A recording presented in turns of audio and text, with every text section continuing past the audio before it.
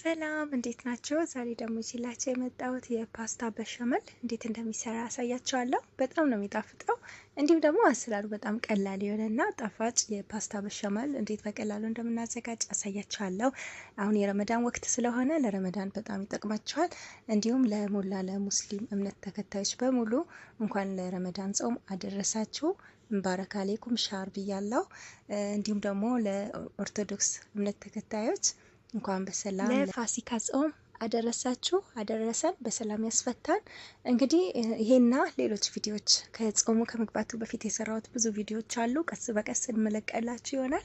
ይህ ቪዲዮ ግን በጣም ይጠቅማችኋል። በተለይ ለረመዳን በጣም ይጠቅማችኋል። እንዲሁም ደግሞ የኛዎቹ ደግሞ ጾም ሲፈታ አዘጋጅታችሁ ትሞክሩታላችሁ ማለት ነው። እሺ እንግዲህ ይህንን ቆንጆ ፓስታ እንዴት እንደሰራው አሳያችኋለሁ። እጅ የሚያስቆረጥም በጣም ቆንጆ የሚጣፍጥ ነው። ወደ አሰራሩ ስንሄድ እሳታችንን ካበራን በኋላ መጥበሻችንን እንጥድና አንድ ራስ ቀይ ሽንኩርት ደቆ የተከተፈ እንዲሁም ደግሞ አንድ 10 ፍሬ የሚሆን የተፈጨ ነጭ ሽንኩርት እንጨምርና አንድ ላይ እንጠብሰዋለን ማለት ነው። ለ2 ደቂቃ ያህል በዚህ መልኩ እንጠብሰዋለን ማለት ነው። ለስለስ ባለ እሳት ላይ እንደዚህ ልክ ከለሩን ሲቀይርልን ከ2 ደቂቃ በኋላ የተፈጨ ስጋ እንጨምራለን ማለት ነው። የተፈጨ ስጋን ከጨመርን በኋላ እንደዚህ ከሽንኩርቱ ጋር አንድ ላይ ካዋህድን በኋላ የተጠቀምኩት እዚህ ጋር አንድ ማጂ እና ግማሽ የሻይ ማንኪያ የካሪ ፓውደር እንዲሁም ደግሞ አንድ የሻይ ማንኪያ ፓፕሪካ፣ አንድ የሻይ ማንኪያ ቆንደ በርበሬ ጨምሬያለሁ። እንግዲህ እነዚህን አራቱን ቅመማ ቅመም ብቻ ነው የምንጨምረው። ከዛ እንደዚህ እንደምትመለከቱት አንድ ላይ አሁንም ለ3 ደቂቃ ያህል ለስለስ ባለ እሳት ላይ እንጠብሰዋለን ማለት ነው። ስጋውን እንደዚህ እንደምትመለከቱት እሳታችሁን ቀንሳችሁ ከዛ እዚህ ጋር ለ3 ደቂቃ ከጠበስኩ በኋላ የሚያስፈልገን የቲማቲም ፔስት እንጨምራለን ማለት ነው። እኔ የተጠቀምኩት አንድ የሾርባ ማንኪያ ነው የምጠቀመው ወይም የምሰራው ፓስታ ግማሹን ስለሆነ ነው ማለት ነው። እናንተ ሙሉ ፓስታም ከሆነ የምትቀቅሉት 2 የሾርባ ማንኪያ አድርጉት። ከዛን እንግዲህ ያንም የቲማቲም ፔስቱን ከጨመርን በኋላ ለ3 ደቂቃ እንጠብሳለን። ከዛን እዚህ ጋር እንግዲህ ከጎን ፓስታ እየቀቀልኩኝ ነው። ውሃውን እንደዚህ እያነሳን የፓስታውን ውሃ እዚህ ጋር እንደምትመለከቱት እንደዚህ እንጨምራለን ማለት ነው። ከጠበስን በኋላ እንደዚህ እያደረግን ለስለስ እያደረግን እንሄዳለን ማለት ነው።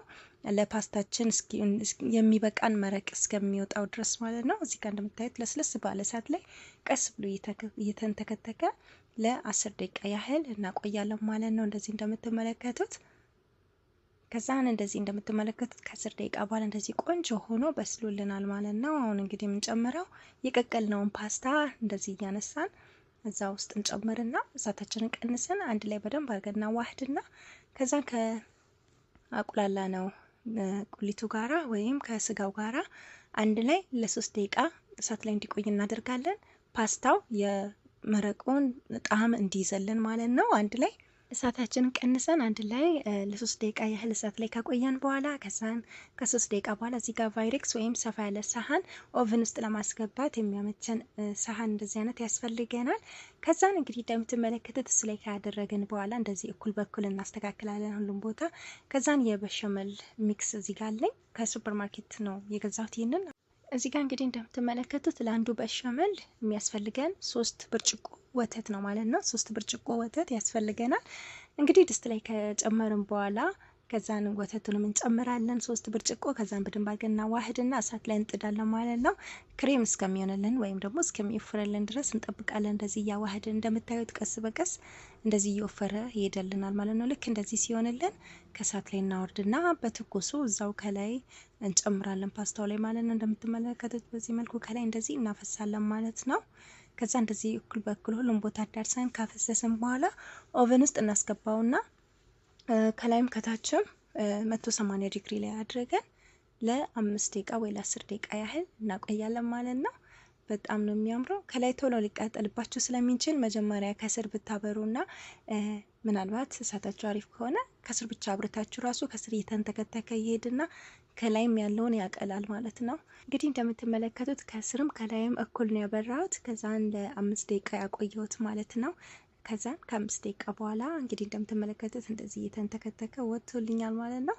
በጣም ነው የሚያምረው ከለሩ። እንዲሁም ደግሞ ቴስቱ ልነግራችሁ አልችልም። በተለይ በትኩሱ መብላት ያለባችሁ በትኩሱ ዋው በጣም አሪፍ ነው። ያው ስጋ ስለሆነ በትኩሱ ሲበላ ነው በጣም አሪፍ የሚሆነው። እስከዛሬ በሸመል ሰርታችሁ መታቁ ከሆነ እንግዲህ እስከዛሬ ከሰራችሁት በሸመል የሚበልጥ ቆንጆ ቴስት ያለው በሁሉም ሰዎች ዘንድ የሚያስመሰግናችሁ በጣም የሚጣፍጥ ቆንጆ የፓስታ በሸመል ነው። ሁላችሁም ሞክሩት፣ እርግጠኛ ነኝ አሪፍ ነው፣ ትወዱታላችሁ።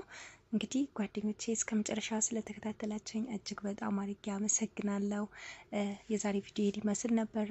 እንዲሁም ደግሞ ዩቱብ ላይ በጣም ብዙ ጠቃሚ የሆኑ ቪዲዮዎችን እዚህ ላይ ያለቀኳቸው በጣም ብዙ አይነት ሀገራችን ባህልም ሆነ የውጭ ሀገር ብዙ አይነት ምግቦችን ሰርቻለሁ። ገብታችሁ ለማየት ሞክሩ። በጣም ብዙ ጠቃሚ የሆኑ ቪዲዮዎች ዩቱብ ላይ አለ። ቢዮ ላይ ፕሮፋይሌ ስር የዩቱብ ቻናሌ ሊንክ አለ። እዛ ላይ ገብታችሁ ማግኘት ትችላላችሁ። ሊንኩ ለማይከፍትላችሁ ደግሞ የዩቱብ ቻናሌ ስም አለ። በዛ ላይ ገብታችሁ ዩቱብ ላይ ሰርች አድርጋችሁ ልታገኙኝ ትችላላችሁ ማለት ነው። እሺ ጓደኞቼ የዛሬ ጠቃሚ ቪዲዮን ይመስል ነበር። እስከ መጨረሻ ስለተከታተላችሁኝ አመሰግናለሁ። ባይ ባይ።